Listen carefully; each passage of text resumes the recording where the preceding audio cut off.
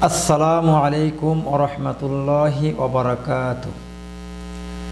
আলহামদুলিল্লাহিল্লাযী হাদানা লিহাযা ওয়া মা কুন্না লিনাহতাদিয়া লাউলা আন হাদানাল্লাহ।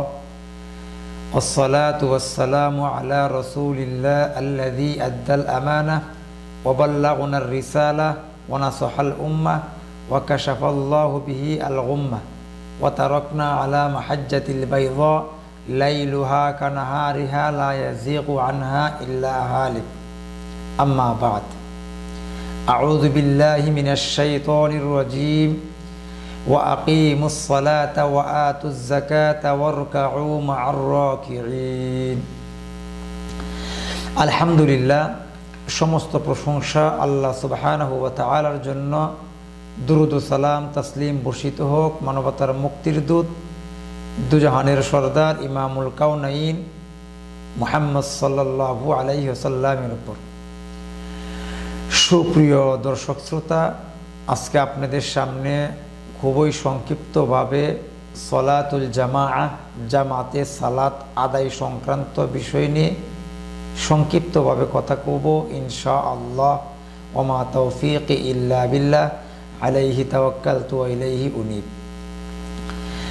সম্মানিত সুধী, প্রত্যেকটা মুসলিম পুরুষের জন্য জামাতে সালাত আদায় করা আবশ্যক। যে বালেগ, আকেল এবং মসজিদে যেতে সক্ষম ব্যক্তির এবং শরীয়তের ওজর ছাড়া মসজিদে না যাওয়ার কোনো অপশন নেই। আল্লাহ রব্বুল আলামিন প্রত্যেকটা মানুষকে জামাআতবদ্ধভাবে সালাত আদায় করার আদেশ করেছেন। যেরকমভাবে আল্লাহ সুবহানাহু ওয়া তাআলা তিনি আদেশ করেছেন জামাআতবদ্ধভাবে সালাত আদায় করা। আল্লাহ সূরাতুল বাকারার 43 নম্বর আয়াতে আল্লাহ বলছেন, ওয়া আকিমুস সালাতা ওয়া আতুজ যাকাতা ওয়ারকাউ মা'আর রাকিঈন। কি করো? তোমরা সালাত আদায় করো এবং যাকাত দাও। ওয়ারকাউ মা'আর রাকিঈন, এবং রুকুকারীদের সাথে রুকু করো। আল্লাহ রাব্বুল আলামিন এই আয়াত থেকে প্রমাণ করে যারা রুকু আদায়কারী, অর্থাৎ এখানে জামাআতের একটা গুরুত্ব বুঝিয়েছেন। আল্লাহর নবী সাল্লাল্লাহু আলাইহি ওয়াসাল্লাম জামাআতে সালাত আদায়ের জন্য নির্দেশ দিয়েছেন, যেটা মুত্তাফাকুন আলাই, বুখারী এবং মুসলিম শরীফের হাদিস দ্বারা প্রমাণিত। আল্লাহর নবী সাল্লাল্লাহু আলাইহি ওয়াসাল্লাম বলছেন, আন মালিক ইবনুল হুওয়াইরিস থেকে বর্ণিত রাদিয়াল্লাহু আনহু ক্বালা আতাইতুন নাবিয়্য সাল্লাল্লাহু আলাইহি ওয়াসাল্লাম ফি নাফারিন মিন কওমি ফাআকামনা ইনদাহু 20 লাইলাতান ওয়া কানা রহিমান রাফীকান ফালাম্মা রাআ শাওকানা ইলা আহালিনা ক্বালা ইরজিউ ফাকুনু ফীহিম ওয়াআল্লিমুহুম ওয়াসাল্লু ফাইযা হাযরাতিস সালাতু ফালিয়ুআযযিন লাকুম আহাদুকুম। আল্লাহর নবী হুয়াইরিস মালিক বিন হুয়াইরিস থেকে বর্ণিত, তিনি বলছেন আল্লাহ রাসূল সাল্লাল্লাহু আলাইহি ওয়াসাল্লামের নিকট কিছু কওমের লোকেরা আসলেন। সেখানে তারা 20 রাত্রি অবস্থান করলেন। আর আল্লাহর নবী ছিলেন অত্যন্ত দয়ালু এবং বন্ধুসুলভ। যখন তারা নিজেরা একটু ভাব অনুভব করলেন যে ফ্যামিলির কাছে যাওয়া প্রয়োজন, তখন আল্লাহর নবী বুঝতে পারলেন। বুঝতে পারার পর তাদেরকে বললেন যে তোমরা ইরজিউ ফাকুনু ফীহিম, তাদের ফ্যামিলির কাছে তোমরা ফিরে যাও। ওয়াআল্লিমুহুম, তাদেরকে দ্বীনের ইলম শিক্ষা দাও। ওয়াসাল্লু, আর তোমরা সালাত আদায় করবে। যখন সালাতের ওয়াক্ত হবে, একজন তোমাদের মধ্য থেকে যখন আযান দিবে তখন তোমরা সালাত আদায় করবে। আর তোমাদের মধ্যে যে সবচেয়ে বয়সে বড়, ইলমে বড়, ওই ব্যক্তি ইমামতি করবে। অর্থাৎ ওই হাদিস থেকে আমরা বোঝা যাচ্ছে যে আল্লাহর নবী সাল্লাল্লাহু আলাইহি ওয়াসাল্লাম জামাতের একটা গুরুত্ব বুঝিয়েছেন। শুধু তাই নয়, সম্মানিত সুধী, আল্লাহর নবী সাল্লাল্লাহু আলাইহি ওয়াসাল্লাম যারা জামাআত থেকে মুতাখাল্লিফিন থাকে, পিছনে থাকে, এদের ব্যাপারে আল্লাহর নবীর একটা গুরুত্ব ছিল। আবু হুরায়রা রাদিয়াল্লাহু থেকে হাদিস বর্ণিত, আন্না রাসূলুল্লাহ সাল্লাল্লাহু আলাইহি ওয়াসাল্লাম আল্লাহ নবী বলছেন ক্বালা ওয়াল্লাযী নাফসি বিয়াদিহি লাকাদ হামামতু আন আমুরা বিহাতাবিন ফায়ুহতাবা সুম্মা আমুরা বিস-সালাতি ফায়ুআযানা লাহা সুম্মা আমুরা রাজুলান ফায়ুআম্মান নাসা সুম্মা উখালিফা ইলা রিজালিন ফাউহাররিকু আলাইহিম বুয়ুতাহুম রাওয়াহুল বুখারী।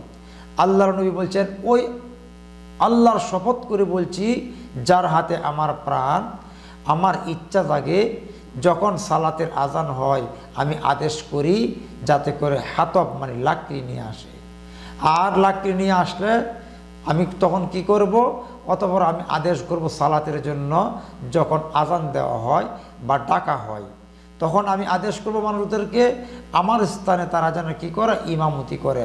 আমি গিয়ে তাদেরকে যারা আজান শোনার পর জামায়াতে হাজির হয় না তাদেরকে আমি কি করি, তাদের বাড়িঘর ফাউহাররিকু আলাইহিম বুয়ুতাহুম, তাদের বাড়িঘর আমি কি করি, পুরে সারকার করে দিই। কিন্তু অন্য একটা হাদিসে আল্লাহর নবী সাল্লাল্লাহু আলাইহি সাল্লাম বলেছেন শুধু ওই বাড়িতে মহিলা এবং শিশু থাকার কারণে আমি এই কাজটুকু করি না।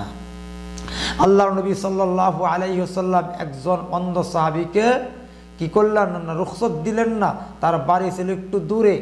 তারপর আল্লাহর নবীর কাছে আসলেন।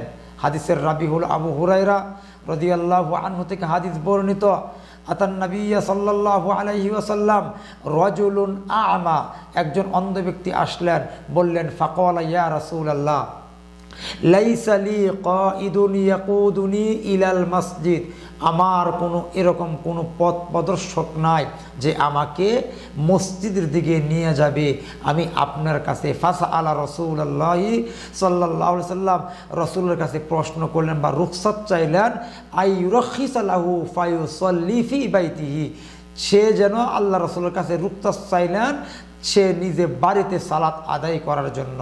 আল্লাহ রাসূল কি বললেন, ফারাখাসা লাহু, তাকে বাড়িতে সালাত আদায় করার জন্য রুখসাত দিয়ে দিলেন।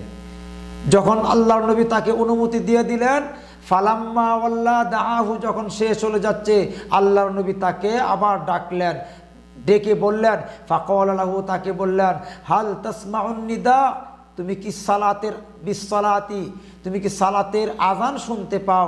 কলা, ওই উম্মে মাকতুমা অন্ধ সাহাবী বললেন নাআম ইয়া রাসূলুল্লাহ, আমি কি করি, আজান শুনতে পাই। তখন আল্লাহর নবী বললেন কলা ফাআজিব, তাহলে তোমাকে কি করতে হবে, মসজিদে আসতে হবে।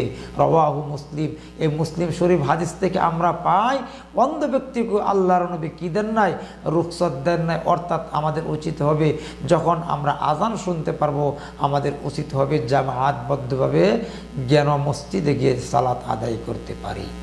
আল্লাহর নবী সাল্লাল্লাহু আলাইহি সাল্লাম আরেকটা হাদিসে বলছেন কোনো মানুষের জন্য উযর ছাড়া, শরীয়তের উযর ছাড়া জামাত ত্যাগ করা জায়েজ নয়।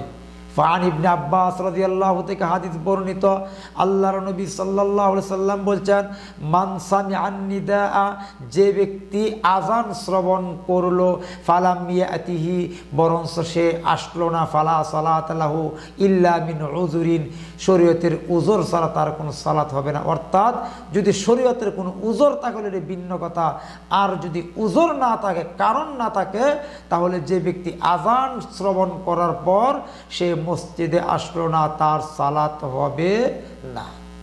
সম্মানিত সুধী, আল্লাহর নবী সাল্লাল্লাহু আলাইহি ওয়াসাল্লাম মিন ফাযাইলিস সালাতুল জামাআহ, জামাতের সাথে সালাত আদায় করার ফজিলত সম্পন্ন যে আল্লাহর নবী বলেছেন। আব্দুল্লাহ ইবনে উমর থেকে হাদিস বর্ণিত রাদিয়াল্লাহু আনহুমা আন্না রাসূলুল্লাহি সাল্লাল্লাহু আলাইহি ওয়াসাল্লাম, আল্লাহ রাসূল বললেন সালাতুল জামাআতি আফজালু মিন সালাতিল ফাজরি বি27 দারাজা, রাওয়াহু মুসলিম। আল্লাহর নবী বলছেন, আব্দুল্লাহ ইবনে উমর রাদিয়াল্লাহু আনহুমা থেকে হাদিস বর্ণিত, আল্লাহ রাসূল বলছেন যে কোনো মানুষ জামাআতে যদি সালাত আদায় করে আফজালু মিন সালাতিল ফাজরি বি27 দারাজা, 27 গুণ বেশি সব হয়। সুবহানাল্লাহ। এই জন্য আমাদের প্রত্যেকের উচিত হবে জামায়াতবদ্ধভাবে সালাত আদায় করা। শুধু তাই নয়, আল্লাহর নবী একটা হাদিসে বলছেন কোনো মানুষ যদি একা একা সালাত আদায় করে সে পবিত্র হলো, অথচ দুইজন ব্যক্তি যখন সালাত আদায় করবে তারপরে সেও পবিত্র হলো, এবং ওই ব্যক্তি যদি আবার মানুষের সাথে সালাত আদায় করে সেও পবিত্র হলো। কিন্তু সবচেয়ে আল্লাহ রাব্বুল আলামিনের নিকট সবচেয়ে উৎকৃষ্ট এবং ভালো হলো যে ব্যক্তি কি করে জামায়াতবদ্ধভাবে সালাত আদায় করে। সুবহানাল্লাহ। এখন জামাতবদ্ধভাবে আদায় করতে গেলে মানুষ বা আমরা কি করি, সাধারণত মসজিদে হেঁটে যাই। তা আল্লাহর নবী সাল্লাল্লাহু আলাইহি সাল্লাম বলছেন, ফাদলুল মাশি ইলাল মাসাজিদি লিসলাতিল জামাআ। কোনো মানুষ যদি পায়ে হেঁটে মসজিদে জামাতের জন্য যায়, আল্লাহর নবী বলছেন, ক্বালা রাসূলুল্লাহি সাল্লাল্লাহু আলাইহি ওয়াসাল্লাম, মা মিন রাজুলিন, কোনো ব্যক্তি ইয়াতাতাহহারু ফায়ুহসিনুত তুহুরা, সুন্দরভাবে উযু করে মসজিদে গেল, মসজিদে যাওয়ার পর আল্লাহর নবী বলছেন, ইল্লা কাতাবাল্লাহু লাহু বিকুল্লি খাতওয়াতিন ইয়াখতুহা হাসানা। প্রত্যেকটা ধাপে ধাপে আল্লাহ রাব্বুল আলামিন তাকে কি দান করবেন? হাসানা দান করবেন, নেকি দান করবেন। ওয়ারফাউ বিহা দারাজা, এবং তার মর্যাদা আল্লাহ রাব্বুল আলামিন কি করবেন? বৃদ্ধি করে দিবেন।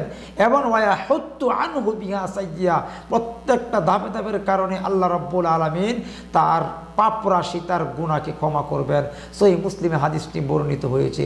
আল্লাহর নবী শুধু তাই বলেন নাই, আবু হুরায়রা থেকে আরেকটা হাদিস বর্ণিত, আবি হুরায়রা রাদিয়াল্লাহু আনহু আন্নান নাবিয়্যা সাল্লাল্লাহু আলাইহি ওয়াসাল্লাম, আলা আদুল্লুকুম, তোমাদেরকে আমি একটি সংবাদ দিব না, আলা ইয়ামহুল্লাহু বিহিল খতায়া, যে জিনিসটা করার কারণে তোমাদের গুনাহগুলিকে আল্লাহ রাব্বুল আলামিন মিটিয়ে দিবেন, এবং ওয়ারফাউ বিহিদ দারাজাত, তোমাদের মর্যাদাকে আল্লাহ সুবহানাহু ওয়া তাআলা কি করবেন? বুলন্দিত করবেন, উচ্চ করবেন। ক্বালু, সাহাবারা বললেন, বালা ইয়া রাসূলুল্লাহ, অবশ্যই আপনি আমাদেরকে সংবাদ দিবেন, বলবেন। ক্বালা ইসবাগুল উযু আলাল মাকারিহি, যে ব্যক্তি কষ্টর সময় সুন্দরভাবে উযু করে, ওয়া কাসরাতুল খুতা ইলাল মাসাজিদ, এবং মসজিদে ধাপে ধাপে যায়, মসজিদে বেশি যায়, ওয়া ইনতিযারুস সালাহ বা'দাস সালাহ, এক সালাত শেষ হওয়ার পর, অর্থাৎ এক জামাত শেষ করার পর আবার আর একটা জামাতের জন্য, অর্থাৎ ফর এক্সাম্পল জোহরের সালাত শেষ হওয়ার পর আসরের জন্য আবার কি থাকে? অপেক্ষমান থাকে। ওয়া ইনতিযারুস সালাতি বা'দাস সালাহ, এক সালাতের পর আরেক সালাতের জন্য অপেক্ষমান থাকে। আল্লাহর নবী বলছেন, ফাযালিকুমুর রিবাত, ফাযালিকুমুর রিবাত, যুদ্ধের ময়দানের চেয়ে বেশি নেকি। রাওয়াহু মুসলিম। শুধু তাই নয়, আল্লাহর নবী বলছেন, যে ব্যক্তি, আবি হুরায়রা রাদিয়াল্লাহু থেকে হাদিস বর্ণিত, যে ব্যক্তি মান গাদা ইলাল মসজিদি আও রাহা আ'আদাল্লাহু লাহু নুজুলাহু মিনাল জান্নাতি কুল্লামা গাদা আও রাহা, মুত্তাফাকুন আলাই, যে ব্যক্তি সকাল এবং সন্ধ্যায় মসজিদে যায়, আল্লাহর নবী সাল্লাল্লাহু আলাইহি সাল্লাম বলছেন, ওই ব্যক্তির জন্য আল্লাহ রাব্বুল আলামিন সকাল এবং সন্ধ্যায় কি করেন? জান্নাতে মেহমানদারি হিসাবে ব্যবস্থা করেন। সুবহানাল্লাহ। শুধু তাই নয়, উসমান ইবনে আফফান রাদিয়াল্লাহু থেকে হাদিস আরেকটা বর্ণিত, তিনি বলছেন, ক্বালা সামি'তু রাসূলুল্লাহি সাল্লাল্লাহু আলাইহি ওয়াসাল্লাম ইয়াকুলু, আল্লাহর নবী থেকে আমি শুনেছি তিনি বলেছেন, মান তাওয়াজ্জা, যে ব্যক্তি সুন্দরভাবে উযু করে এবং লিসসালাতি, সালাতের জন্য, নামাজে যাওয়ার জন্য, ফাসবাগিল উযু, সুন্দরভাবে উযু করার পর, সুম্মা মাশি ইলাল মুসাল্লা ইলা সালাতিল মাকতুবা, এবং ফরজ আদায়ের জন্য মসজিদে চলে যায়, ফাসাল্লাহা মা'আন নাস, মানুষের সাথে সালাত আদায় করে, অথবা মা'আল জামাআ, অথবা জামাতের সাথে সালাত আদায় করবে, আও ফিল মসজিদে, মসজিদে, আল্লাহর নবী বলছেন, গফারাল্লাহু যুনুবা, তার সমস্ত গুনাহ খাতা আল্লাহ তাআলা মাফ করে দিবেন। সম্মানিত সুধী, রাওয়াহু মুসলিম থেকে হাদিস বর্ণিত, জামাআতে সালাত আদায় করলে কতগুলি নেকি, এই নেকি থেকে আমরা কেন বঞ্চিত থাকি? আর একটা হাদিস আল্লাহর নবী বলছেন, আন আবি উমামাতাল বাহিলি রাদিয়াল্লাহু আনহু আন্না রাসূলুল্লাহি সাল্লাল্লাহু আলাইহি ওয়াসাল্লাম মান খারাজা মিন বাইতিহি মুতাতাহহিরান ইলা সালাতিন মাকতুবা, যে ব্যক্তি পবিত্র হয়ে ফরজ সালাত আদায়ের জন্য মসজিদের দিকে যায়, ফাজরুহু কাজরিল হাজিল মুহরিম, যে মুহরিম হাজির জন্য যতটুক নেকি অর্জন হয়, ওই সমপরিমাণ নেকি আল্লাহ রাব্বুল আলামিন ওই ব্যক্তির আমল নামায় দান করবেন। সুবহানাল্লাহ। সম্মানিত সুধী, বিশেষ করে জামাআতে ফজরের সালাতের জামাআতে আল্লাহ রাব্বুল আলামিন তার জিম্মায় মানুষ চলে যায় এবং বিশেষ করে এই ফজরের সালাতের রাতের ফেরেশতা এবং দিনের ফেরেশতায় সাক্ষী হয়ে থাকেন।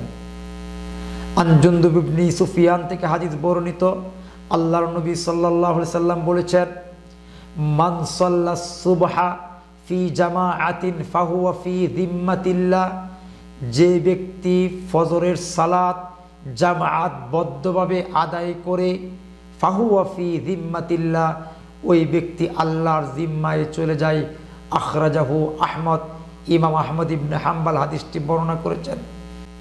আনাস থেকে আরেকটা হাদিস বর্ণিত, আল্লাহর নবী সাল্লাল্লাহু আলাইহি ওয়াসাল্লাম বলেছেন, আনাস ইবনে মালিক থেকে হাদিস বর্ণিত, ক্বালা রাসূলুল্লাহ সাল্লাল্লাহু আলাইহি ওয়াসাল্লাম, যে ব্যক্তি ফজরের সালাত, মান সাল্লাল ফজরা ফি জামাআতিন, জামাআতবদ্ধভাবে সে ফজরের সালাত আদায় করলো, সুম্মা ক্বাদা, অতঃপর বসে থাকলো, ইয়াযকুরুল্লাহ, বসে জিকির আজগার করলো, হাত্তা, কতক্ষণ পর্যন্ত, হাত্তা তাতলু আশ-শামসু, সূর্য উদিত হওয়া পর্যন্ত ওই স্থানে বসে বসে জিকির আজগার করলো। আল্লাহর নবী বলছেন, তারপরে সুম্মা সাল্লা রাকাআতাইন, 2 রাকাত সালাত আদায় করলো। ওই ব্যক্তি 2 রাকাত সালাত আদায় করার কারণে আল্লাহর নবী বলছেন, কানাত লাহু কাআজরি হাজ্জাতিন ওয়া উমরাতিন তাম্মাতিন তাম্মাতিন তাম্মাতিন, 3 বার আল্লাহর নবী তাম্মা বললেন, পরিপূর্ণ হবে। অর্থাৎ যে ব্যক্তি ফজরের সালাত জামাআতবদ্ধভাবে আদায় করার পর ওই স্থানে বসে জিকির আজগার করে কতক্ষণ পর্যন্ত, সূর্য উদিত হওয়া পর্যন্ত, তারপরে 2 রাকাত সালাত আদায় করে, আল্লাহর নবী বলছেন ওই ব্যক্তির আমলনামায় একটি হজ এবং একটি উমরা সমপরিমাণ সওয়াব তার আমলনামায় দান করবেন। এই ক্ষেত্রে আল্লাহর নবী বলছেন তাম্মাতিন তাম্মাতিন তাম্মাতিন, পরিপূর্ণ হজ এবং উমরার সওয়াব দান করবেন। সুবহানাল্লাহ। আখরাজাহু তিরমিযী, এই হাদিসটিও তিরমিযী রাহিমাহুল্লাহ বর্ণনা করেছেন। সম্মানিত সুধী, বিশেষ করে ফজর এবং ইশার সালাতের গুরুত্ব সংক্রান্ত জামাতের গুরুত্ব বুঝাইতে গিয়ে আল্লাহর নবী সাল্লাল্লাহু আলাইহি সাল্লাম বলেছেন, হযরত আবু হুরায়রা রাদিয়াল্লাহু হাদিসের রাবি আবু হুরায়রা রাদিয়াল্লাহু বলছেন, আন্নান নবী সাল্লাল্লাহু আলাইহি সাল্লাম, আল্লাহর নবী বলছেন, ক্বালা ইন্না, নিশ্চয়, আসকালাস সালাতি আলাল মুনাফিকিন, মুনাফিকদের কাছে সবচেয়ে সালাত ভারী লাগে, ভারী মনে হয়, সেটা হলো সালাতুল ইশা ওয়া সালাতুল ফাজরি, ফজরের সালাত এবং ইশারের সালাত। তারা যদি জানতো, ওয়ালাউ ইয়ালামুনা মা ফিহিমা লাআতাউহুমা ওয়ালাউ হাবুন, হামাগুড়ি দিয়ে হলেও ফজর এবং ইশারের সালাতে তারা কি হইতো, শরীক হতো, হাজির হতো, বরঞ্চ তারা জামাআত থেকে পরিত্যাগ করতো না। বিশেষ করে ফজর এবং ইশা সালাত তারা পরিত্যাগ করতো না।